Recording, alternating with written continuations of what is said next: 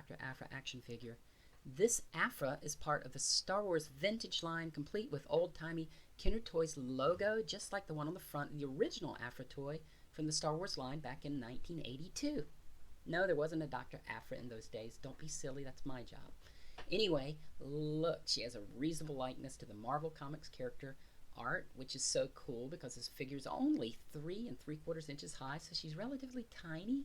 But she has her helmet, sculpted strands of hair, detailed wrinkles, and gun belt straps. She even has eensy, fingerless gloves and her famous or infamous transistor arm tattoo. Created by Kieran Gillen and Salvador LaRocca, Aphra first appeared in issue 3 of the Darth Vader comic in March 2015 in her own self-titled book, which debuted in December 2016. Her adventures are frequently gruesome, usually funny, and she's so bad she once caused sunnily optimistic Luke Skywalker to curse her out. So how exasperating was she for him? On the back, you can see some of the other vintage figures in this range, mostly modern remakes of the original 80s figures from the franchise TV spin-off series, The Adventures of Young Han Solo.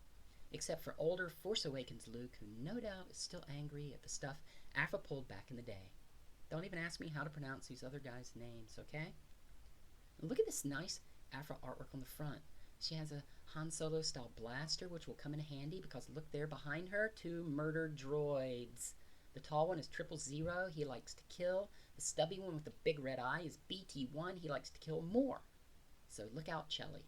Aphra won a Hasbro Star Wars fan figure poll in 2017, and June 2018 saw this 3-pack of the Doctor and the droid show up at, I think, the San Diego Comic Con. Anyway, you can find these here in Japan on Amazon for about 12,000 yen, or around $110 or so. But the Solo one here sells for about 4,100 yen, and I paid 3,877 yen for her in December, and she arrived in January 2019, just in time for no holiday at all. But isn't any time you get a Star Wars action figure a holiday? No. I highly recommend this figure to all Dr. Aphra fans, and the Dr. Aphra comic to everyone else. I'm not taking her out of the package, so we won't deal with her posability or range of movement. She looks to have about 14 articulation points, which is 9 more than the 80s Aphra had. Okay, just kidding again.